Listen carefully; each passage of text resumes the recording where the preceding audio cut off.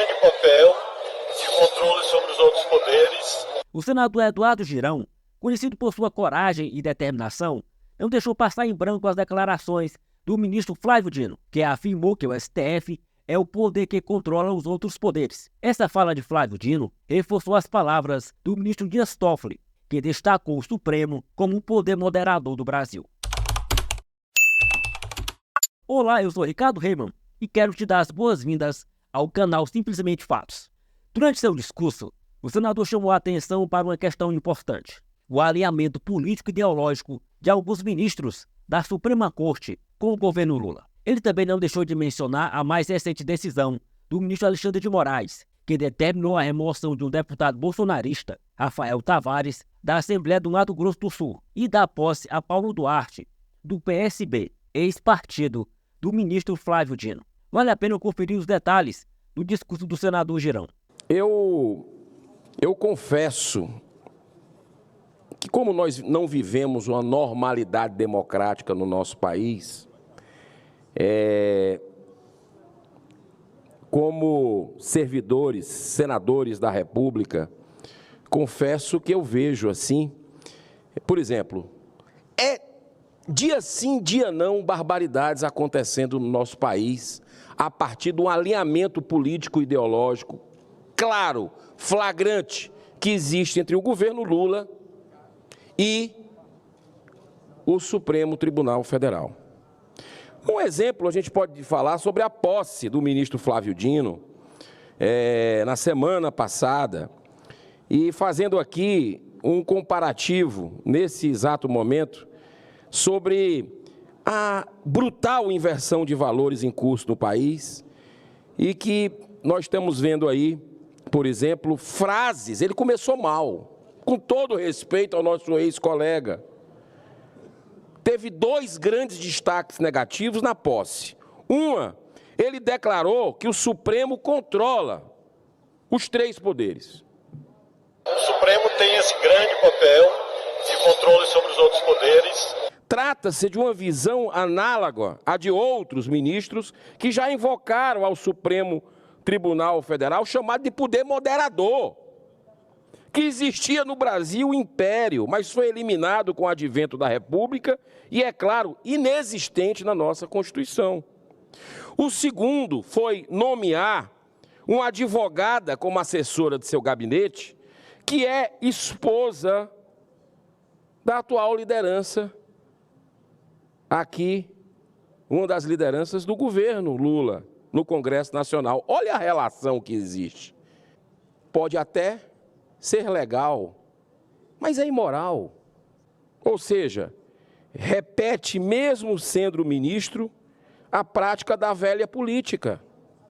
Não é saudável para a democracia. Qual é a mensagem que se passa em relação a isso? Ainda durante a posse, outro destaque negativo ficou por conta da curta fala do presidente do STF, Barroso, ao ovacionar a posse do Dino como vitória da democracia e da civilidade, presidente, senador, meu amigo Plínio Valério. O mesmo Barroso que recentemente, num congresso político da União Nacional dos Estudantes, declarou para uma plateia que o ovacionou como um estadista, como um político: nós derrotamos o bolsonarismo. Olha só, a verdade bate forte. Isso incomoda. Isso incomoda. O mesmo Barroso que já negou 192 pedidos de afastamento do ministro Alexandre de Moraes do inquérito de 8 de janeiro, que deveria se declarar suspeito, óbvio, no mesmo dia em que publicamente se considerou vítima numa entrevista a um grande veículo de comunicação do país, dizendo que seria levado para ser enforcado e tal. É vítima. Essa Constituição do nosso país está sendo vilipendiada dia após dia, e é nosso dever falar a verdade, é nosso dever entregar isso para o povo brasileiro e pedir providências da presidência dessa casa. Olha, o mesmo Barroso que interferiu lá atrás, quando eu cheguei aqui, o senador Plínio Valério também, na véspera da definição da contagem pública dos votos, chamado voto auditável, que ele se reuniu com lideranças partidárias e, misteriosamente, coincidentemente, a partir daquela reunião, no dia seguinte seria a votação, as lideranças partidárias trocaram os deputados que eram a favor dessa medida de transparência para reforçar a segurança das eleições no Brasil e o que é que fez? Colocou deputados contra.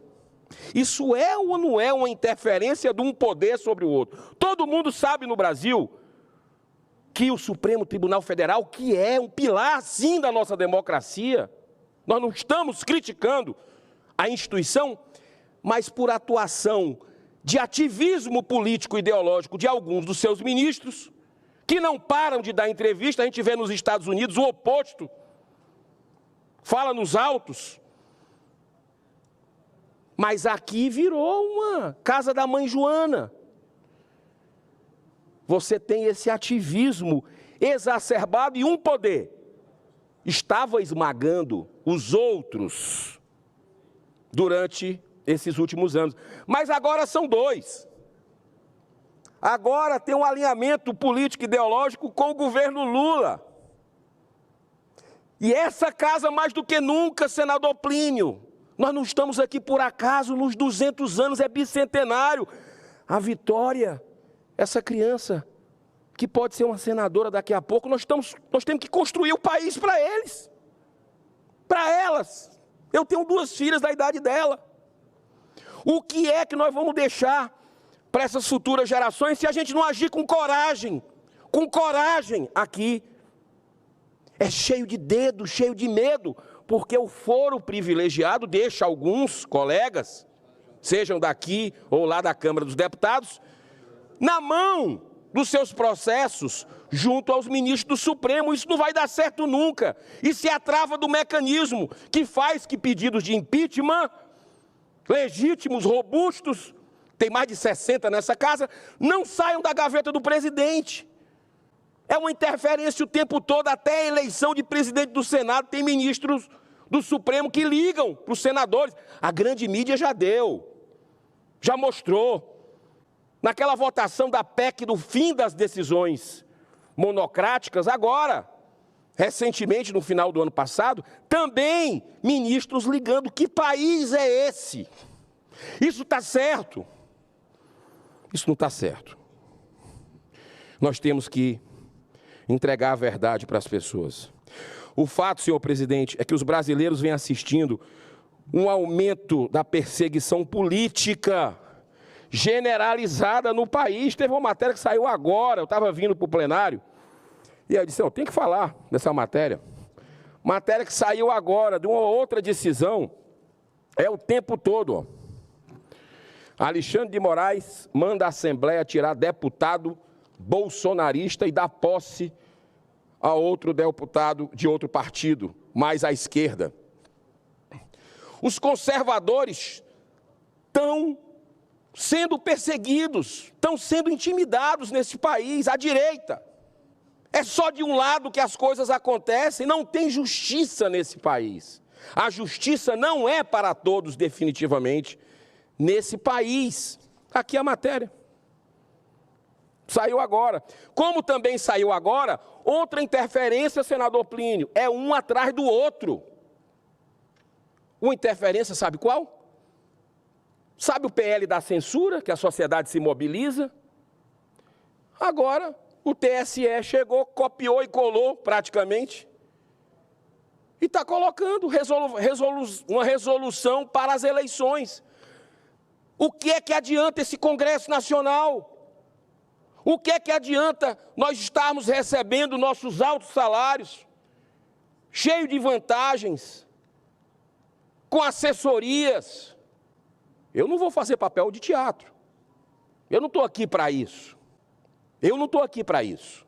Estou aqui para servir. Vai legislar de novo. E foi cantada essa pedra, sabe por quem? Pelo Flávio Dino, enquanto era ministro da Justiça. Ele disse, se o Congresso não resolver o PL da censura, ou o governo numa portaria, num decreto resolve, ou o Supremo vai fazer. Ele cantou essa pedra e está acontecendo isso. E a gente não pode ficar calado. O mundo precisa saber o que está, senador Sérgio Moro, acontecendo no Brasil. Eu já visitei vários continentes. Vai ter uma audiência pública dia 12 no Congresso americano. Vários senadores está chegando, o senhor Plínio, o senador Sérgio Moro, o senador Exalci, está chegando carta para os senadores irem ao Congresso americano dizer o que está acontecendo aqui. O Congresso americano está chamando a gente. Liberdade de expressão sob ataque, atividade política sob ataque. O senador Eduardo Girão tem se destacado no Senado como um senador corajoso, que não tem medo de criticar os ministros da Suprema Corte e trazer à tona essas questões tão relevantes para o nosso país. É importante que tenhamos vozes como a dele, que falam abertamente sobre os assuntos que impactam a nossa sociedade.